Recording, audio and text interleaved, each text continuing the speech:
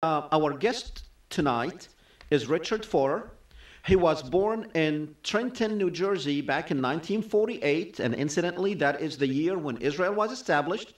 His father was an attorney, and his uncle, Joseph Forer, a noted civil rights litigator and a lead attorney with the National Lawyers Guild.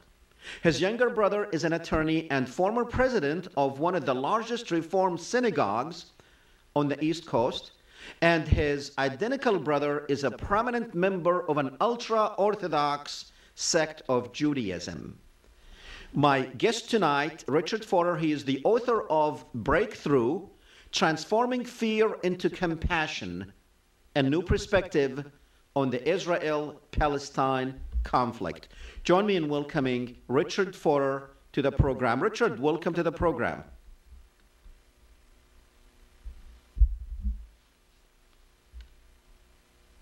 Can you hear me? Hello? Yes, I can hear you now. Can you hear me okay? Yes, yes. Very good. Richard, before we go any further to talk about the book and what you have in the book, let's just kind of tell our viewers, now Richard Forer, one of the things I read about you is that you are a former member of AIPAC. And on this program, we've talked about AIPAC a lot, so our viewers probably wondering, wow, we finally get someone who was with AIPAC on the show.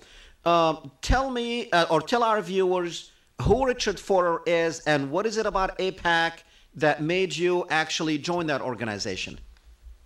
Well, yes, I was a member of AIPAC for a short while. What made me join the organization is, you could say, the primal fear of many Jews around the world, which is the fear of another Holocaust. In 2006, when Israel invaded Lebanon in response to Hezbollah's actions in northern Israel, that to me signified Arab hatred of the Jews, that there was never going to be a resolution to the Israel-Palestine or Israel-Arab problem. Remember, that happened. Israel invaded Lebanon 3 weeks after Gilad Shalit was captured in southern Gaza by Hamas. And I was just overcome with despair and fear. And so that ended up, as it turned out, because of arguments with some friends who disagreed with my support for Israel, it ended up propelling me into studying the actual history, something I had never really done. But I decided I really had to start studying the history, and what I found astounded me and blew all of my beliefs apart. And what is that? What did you find out? Well, I found out that basically everything that I, as a Jewish American, had grown up believing was false. That, for example, Israel had always wanted to make peace. That's not true. Israel has always wanted to acquire more and more land. That's always been their prime objective. Peace is secondary to that. I believe that the only reason that Israel attacked Egypt, Syria, and Jordan in 1967 preemptively was because, had they not done so, Egypt, Jordan, and Syria would have attacked them. That's false. My ace in the hole that I used to use for many years to argue my case was the 2000 Camp David summit, in which, according to Bill Clinton and Dennis Ross, the U.S. chief Middle East negotiator, at the end of the summit, it fell apart because Yasser Arafat would not go along with a very fair and generous offer made by Ehud Barak, the Israeli prime minister. That is completely false. And then there's so much else that's false. I hear all the time about the 1947 UN partition plan that the Palestinians rejected, and they could have had their own state. Well, that's just such a deceitful argument when you learn the history.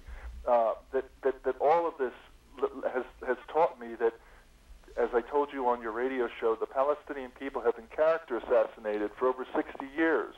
And yes, there always are going to be some people who will act violently and will act with, let's say, a very hostile intent. But those are a small minority, and it's understandable. It's just their way of expressing their frustration and their need for self-determination. I don't agree with the strategy they use to express those needs, because I don't feel that violence gets the Palestinian people anywhere.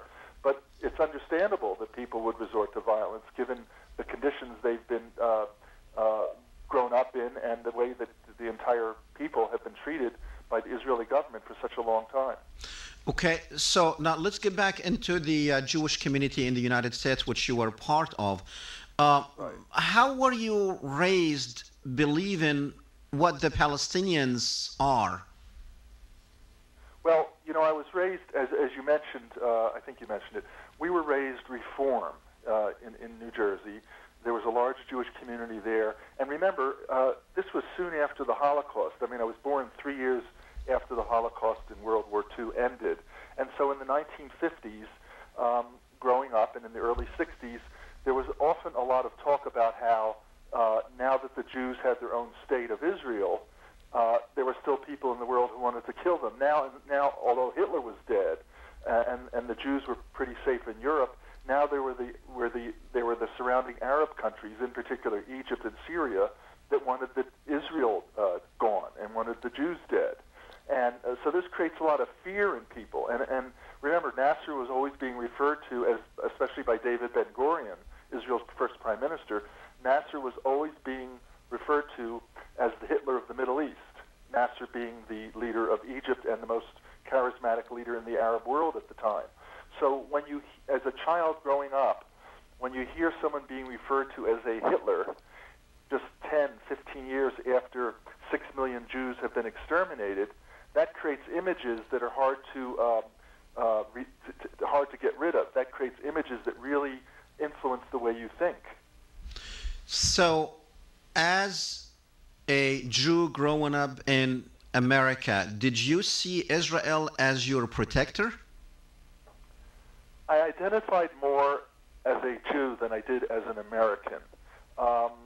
Yes, I saw Israel as the ultimate protector of the Jewish people. I didn't really feel, living in the United States, that I had much to fear, although I did notice I felt that there was quite a bit of anti-Semitism in the 1950s and early 60s, although it did seem to fade away as I got older. But yes, I felt that Israel was the one place where Jews could go if ever they were being persecuted again anywhere else in the world. Now, what is anti-Semitism to you? Well, anti-Semitism, and I know that Arabs are Semites, Jews, Jews are considered Semites. To me, anti-Semitism is a hatred of Jews or the Jewish religion. And the problem with claims of anti-Semitism, and stop me if I'm getting off track here, but what a lot of people call anti-Semitic or refer to as anti-Semitism is not. Okay, but there are people who hate Jewish people, who have a particular dislike for Jews, just like there are people who have a particular dislike for Arabs, and there are people who have a particular dislike for African Americans. I mean, there's haters all over the world. Now, Richard, most people who criticize Israel, they're being labeled as anti-Semitic. Does that fit in the definition? Criticizing Israel, does that fit in that definition? No, that is an incorrect application of the label anti-Semitic. Okay. Now, in the dictionary in Merriam-Webster, I believe, they added, hate of the Jews or criticizing Israel. Oh, really? Yes. Wow. Well, that's absurd, because if you use that definition, then you would have to say that Ehud Olmert, Ehud Barak, David Ben-Gurion, Yitzhak Rabin, Moshe Sharett, Israel's second prime minister, Moshe Dayan, you'd have to call all of them anti-Semites at one time or another. Because in moments of candor, all of them have acknowledged Israel's brutality and Israel's theft of Palestinian land. All of them have acknowledged it. So now, I asked you a question, and I like to I want you to elaborate on it.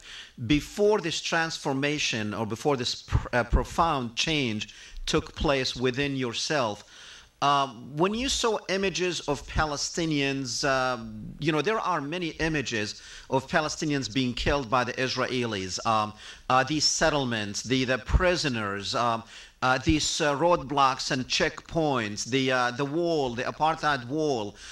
What did you think? Where did these Palestinians come from? Right. Actually, what I thought was that what Israel was doing was necessary to defend the country against terrorists. And at one point in 1994, somewhere in the mid-'90s, I read Joan Peters' book From Time Immemorial, which claimed that the Palestinians never even existed, that they were Jordanians, Moroccans, Libyans, other Arabs from the Middle East who had come to Israel because they could get better jobs from Jewish landowners than they could get than the jobs that were available in their own countries. That's what the claim was in Joan Peters' book. Now, that book has been completely debunked all over the world, including in Israel. But So these are some of the false ideas that people have. the Jewish community in the United States, do they still think towards those lines? Well, it's not like there's a